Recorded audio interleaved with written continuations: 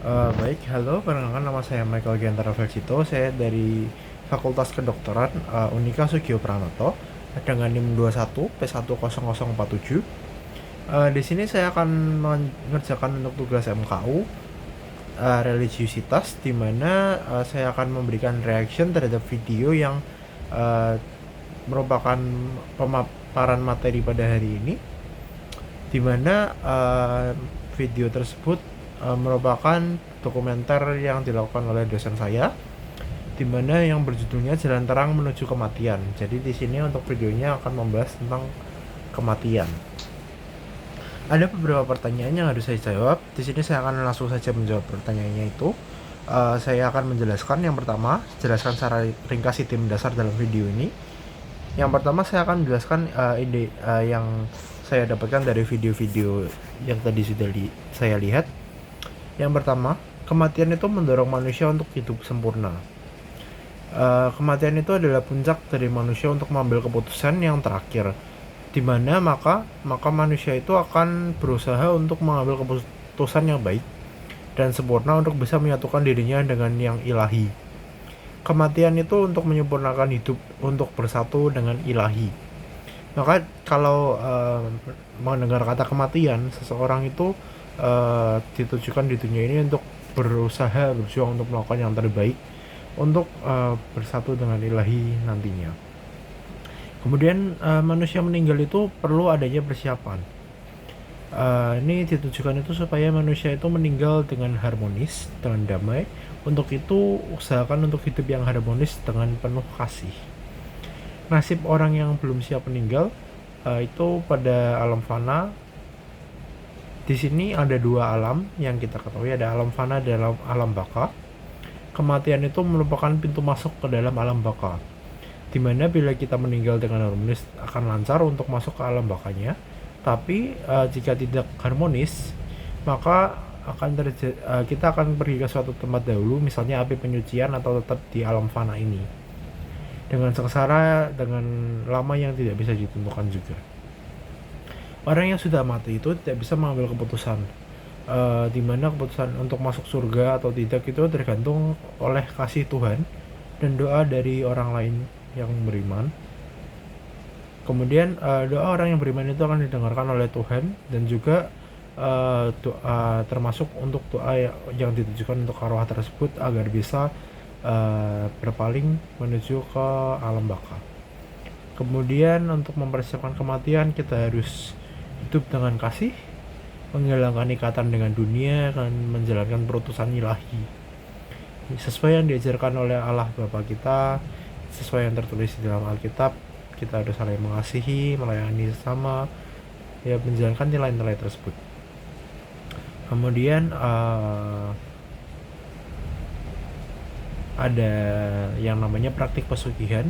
Menurut agama Katolik itu tidak benar, dan menurut agama lain mungkin juga tidak benar juga seharusnya, di mana pesugihan itu bisa membuat kita terikat sesuatu yang ada di dunia. Jadi kita ketika nanti akan mati, pesugihan itu akan membuat kita terikat dengan sesuatu yang di dunia, dan sehingga kita meninggal dengan tidak harmonis. Jadi kita tidak bisa mencapai kesempurnaan berpindah ke alam baka.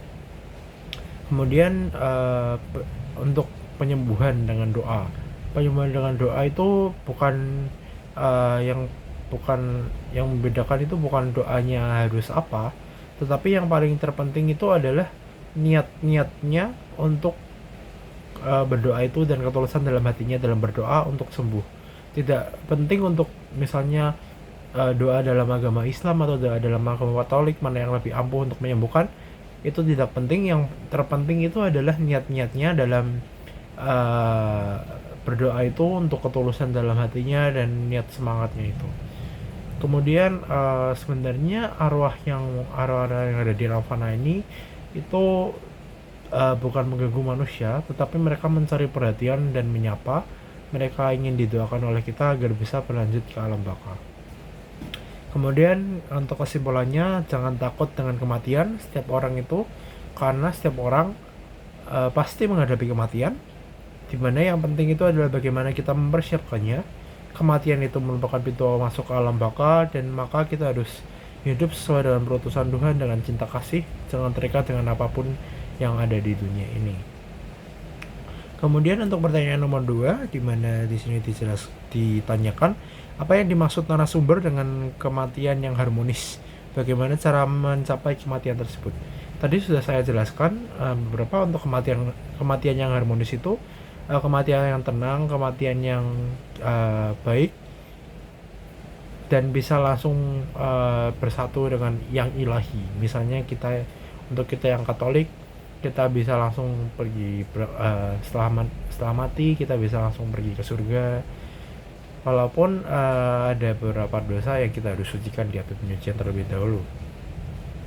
Maka untuk kematian yang harmonis itu merupakan kematian yang dimana kita menjadi harmonis setelah mati, dimana kita akan langsung masuk bersatu dengan yang ilahi. Kemudian untuk mempersiapkan kematian itu tadi sudah saya jelaskan juga, itu untuk hidup dengan kasih, hilangkan ikatan dengan dunia, dan menjalankan perutusan yang ilahi. Kemudian pertanyaan yang terakhir, jelaskan makna keselamatan setelah manusia mati menurut agama dan keyakinanmu. Bagaimana cara manusia mencapai keselamatan tersebut? Berikan kutipan kitab sucinya. Yang kita tahu menurut ajaran Katolik ada berbagai ayat kitab suci tentang kematian. Yang pertama bisa kita lihat pada Keluaran bab 3 ayat 19 yang berbunyi seperti ini, engkau debu dan engkau akan kembali menjadi debu. Kemudian pada Amsal bab 11 ayat 19, tidak ada seorang pun yang berkuasa atas hari kematian. Jadi kematian itu adalah hal yang konkret, tidak bisa dihindari, dan semua orang itu pasti akan mengalaminya. Maka pada Roma 5 bab 5 ayat 12 sampai 18, maka oleh Adam kita manusia jatuh dalam dosa, sedangkan oleh Kristus kita memperoleh hidup yang kekal. Disinilah makna keselamatan setelah kematian itu, dimana Yesus Kristus itu wafat bagi kita untuk mendamaikan kita dengan Allah. Kita menerima rahmat kehidupan kekal pada saat kita dibaptis dalam kematian Yesus, untuk dibangkitkan bersama-sama dengan Dia dan memiliki kehidupan yang baru bersama Dia. Ini dapat dilihat di Roma bab 6 ayat 1 sampai 4. Kebangkitan Kristus dari kematian itu menjadi bukti bahwa kematian tidak berkuasa atas dirinya. Dapat dilihat pada Roma bab 6 ayat 9. Ketika tubuh yang fana ini mengenakan Kristus, maka maut itu telah ditelan dalam kemenangan. Bisa dilihat pada 1 Korintus bab 15 ayat 53 sampai 57.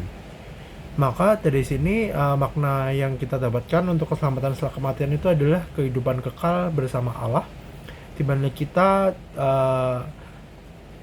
hidup di surga, di mana kita juga dosa-dosa kita yang ada di dunia ini yang merupakan sesuatu yang tidak disukai oleh Allah, kita itu ditebus dosanya, disucikan kembali oleh Yesus Kristus kematiannya dengan darahnya, dimana dengan itu kita akan bisa untuk memperoleh kemenangan, yaitu dimana kita dibawa bersama Yesus untuk bangkit bersama ke kerajaan surga, kerajaan Allah. Kemudian janganlah gelisah hatimu, percayalah kepada Allah, percayalah juga kepadaku.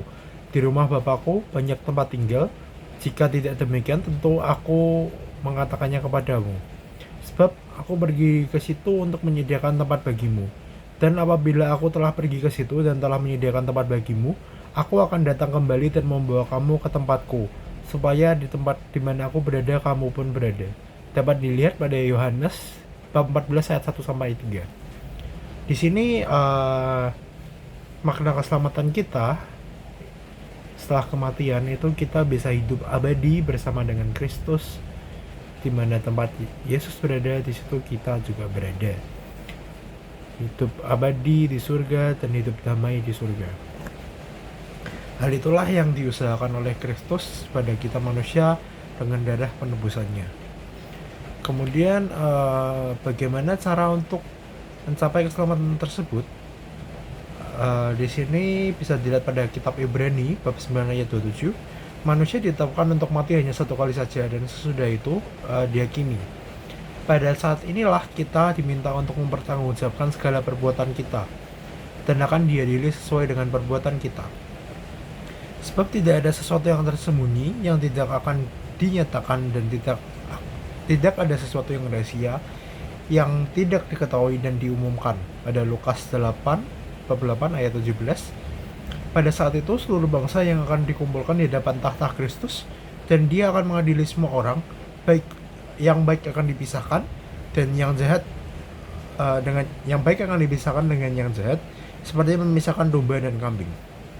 Ini dapat dilihat pada Matius 25 bab 25 ayat 32 sampai 33. Di sini kita dapat mengetahui di mana semua orang yang baik itu akan dipisahkan dengan orang yang jahat, seperti memisahkan domba dan kambing. Maka di sini untuk mencapai kematian itu kita harus melakukan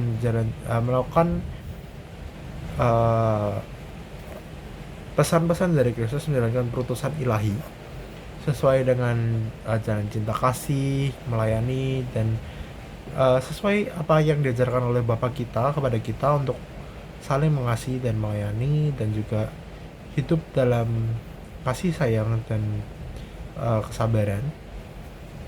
Kita juga